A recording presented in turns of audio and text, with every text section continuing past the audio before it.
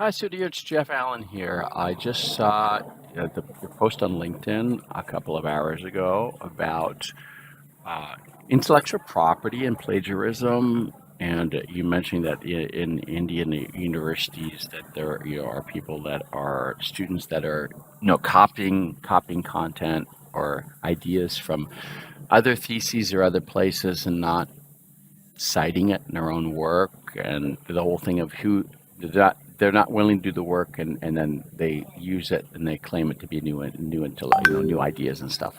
Um, and uh, and what I want to say is this is not just Indian universities, okay?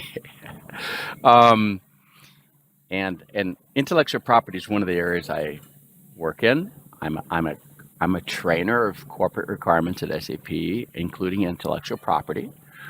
Um, I've been involved in a few litigation cases over intellectual property, um, patent wars, and all that kind of stuff before SAP, and I also um, have found in my own work, my hundreds of publications over the past 20 years, I found other companies that have actually taken the ideas or the things I've given away at conferences. I mentioned conferences and I said, do this, but just cite me, right? I have found several cases, especially with my Haitian Creole stuff, okay, especially with that. There have been platforms that I've actually used it but didn't cite us, and we said we said in the data license agreement you need to cite us. It's just simple, put a web link to us, and they did not. Um, I have not pursued that because I don't want to kill my own projects in which I put it into. But I contact them, and they kind of. I'm not going to name the companies, okay? But when I contact them, they kind of disappear, but they don't remove from the platform. So this happens. And I've had in my authoring memory topic, which I gave away in 1999. I think it's 13 different publications where I've actually talked about it, and conferences where I've talked about it, published things on it. There are companies that have used that feature and actually call it that now, but they don't cite me. And there are still companies right now that are actually promoting the idea and want to do it under a different name, but they're not intentionally not citing me. They don't know, And I've told them, hey, and so there are the issues where, and these are not in India, okay. So this thing, and then there's some companies that and I will say I will say one thing I will say one thing about this that's really important, that can cause this problem of plagiarism. Now, and I'll cite two things. So there actually are cases of plagiarism where it's actually promoted, like we've had this in controlled language for authoring, where it's good to plagiarize within the company because it's good to use other people's content rather than reinvent the new content. So like in different modules, different things of content, you want to standardize it. So you want people to reuse each other's content because you want to standardize it. Standardize the terminology, standardize the content, reuse the content, so you don't reinvent new content about similar things. So that's good plagiarism. And Eric Adolphson actually wrote about this in I think in the Claw 1998 talk. Rest in peace, Eric Adolphson, one of my former colleagues. That was a good case of plagiarism in the sense that you're wanting to standardize within a company. Okay, so you want different departments and different sub-departments to actually reuse their content in an overall workflow. So you're just not reinventing new phrases all the time. You're using the same phrases and only creating new phrases when you need to about content. And you put that into an authoring memory, which fits into my authoring memory concept, and it fits in the translation memory. So that's a good use of plagiarism within a company, okay, the same company.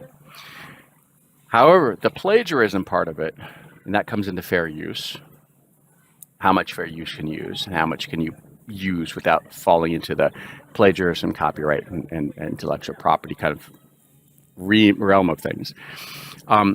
The thing there that's really important is another factor that really comes into play is, and the fair use is one, but the other one is there are a lot of corporations, bigger corporations, which have a protocol or kind of a code of conduct about intellectual property, especially those that write patents, okay?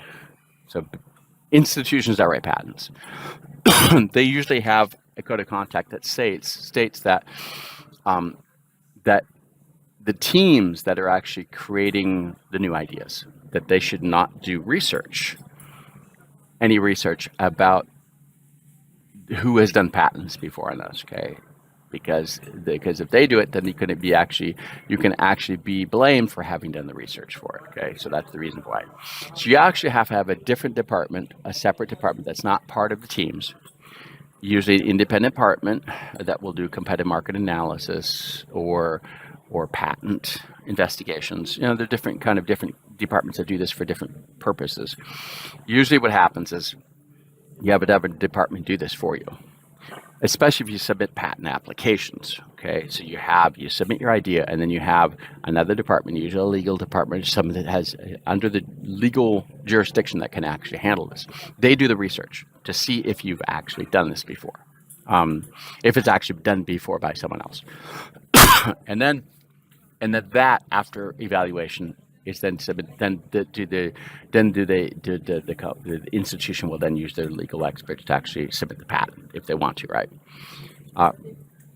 This is where it gets into play because the teams, the project or product or whatever teams, whoever they may be, what they would call these things, are not allowed to do the investigation about who has done patents before on the topic. This causes people to not do the research. You see what I mean? So this leads to people inadvertently plagiarizing other people's stuff or potentially plagiarizing stuff, even though they're not intentionally do it because they're not allowed to do the research. This is a really careful thing to do. So this actually does happen. And people do have same ideas in parallel at the same times. And that's why the whole thing of intellectual property comes into play with patents, is because who had the idea first? Who logged it in an intellectual property compliant system that the date and time cannot be changed. And the idea, nothing can be changed. And so, who logged it first, right? And then who could prove that they had the idea first? I mean, I give training courses on this very topic to teams, and I've done this for 10 years at SAP. So, this comes into play, and it's a sensitive thing because if you cannot do the research to know who has done it before, and you're not allowed to, and you have to have someone else do the research for you, and you only want to do it once you've submitted the idea form to have it submitted. It takes time to write these things up, and sometimes you don't want to spend and sometimes you can do it quickly, but sometimes you want to do it more complete. You want to show that you've actually done your work, and so this is kind of it's really a difficult thing to do, or it's a sensitive thing. It's a time sensitive thing to do, and it's a content sensitive thing to do. And there have been times I've actually given ideas away at conferences. I just don't want to deal with having to do. I wasn't actually in companies that were doing the new innovations, but I had a new innovation idea, and I just said, hey, I gave it away. But I'm going to document this in publications, in conference talks, and I say, I had the idea, right? And I give it away and say, hey, do it. But then there are, like I said, there are companies that actually take it. They've actually contacted me. Companies have actually contacted me afterwards who I'd given away to, or they had found it at certain points in my conference talks, right? And they've talked to me, but then they don't cite me, and then I have to. Sometimes I contact them, and sometimes I don't, right? But I do say clearly that some of my ideas have been reused, and the authoring memory has been stated as a new feature, but people don't cite that as where it came from, right? And I did a video just on authoring memory on my YouTube channel. I explained the whole thing, right? So what I'll say is this is rampant, okay? And that's why we have intellectual property lawyers and patent lawyers at large institutions that do patents to be able to protect things like that. Now, there are patent exchanges that can happen. So big institutions can do patent exchanges, and that's why you do the patent stuff, and then you can exchange your patents and stuff. So a lot of people don't know about this. They don't know about it because they didn't investigate it. They don't know about it. So it's a sensitive thing. I totally agree with you. And I know I'm on academia, edu, where I get all these notifications. I actually bought the premium version because then I can see how many people are citing me. And I have a very common name, right? So Jeffrey Allen is a very common name. So there are a lot of Jeff Allens out there. So I've had like over 1,000 citations of my name in different publications worldwide for the past 20ish years. But when I went through them one by one, and I have gone through them one by one recently when I got the premium version of that, I found that the only 125-ish, it might be 130, were actually me. The other 750 to 800 or whatever or more were other Jeff Allens on other topics that weren't the ones I do on climate change and medical stuff, at least on these topics. So, but I did find the 125, 30. I have to look at the exact number here, but it's growing every day, right? Who are the ones that actually cited me? Now, what I'm worried about is that the ones that didn't cite me, right? And didn't cite, and I found it's really interesting to find that the documents that are cited, so like my master's, my doctoral work, my thesis, because they're in French, they're written in French, they're not cited, though that's some of my coolest stuff, right, on phonology. But it wasn't cited. Only a few people cited it in the French that read French, right? But my book chapter, or my 2 book chapters, they're the most cited things. But that's a very small segment. It's actually, those were not actually my coolest stuff, because a lot of my conference papers and conference talks were the ones where I cited the stuff. And my book chapter was actually a last minute. One of those book chapters was a last minute thing that somebody asked me to do. So I kind of just threw it together really quickly. And I mean, it was pretty cool. But that's the thing that's most cited, right? So the things that are most cool and could be cited the most are not the ones that are being read the most, because people don't always know about them. And because I do a lot of magazine articles and not necessarily conference talks at geek conferences, the things are not always cited because they're in magazines. They're touching a lot of other people who could then take the ideas and do it, but they don't. But they're not researchers, right? Always. It kind of depends. So I totally agree with you. I really I support what you're saying, and I think it's really important for people to cite things. I always cite everybody. Okay, I try to be really good about this in all my videos.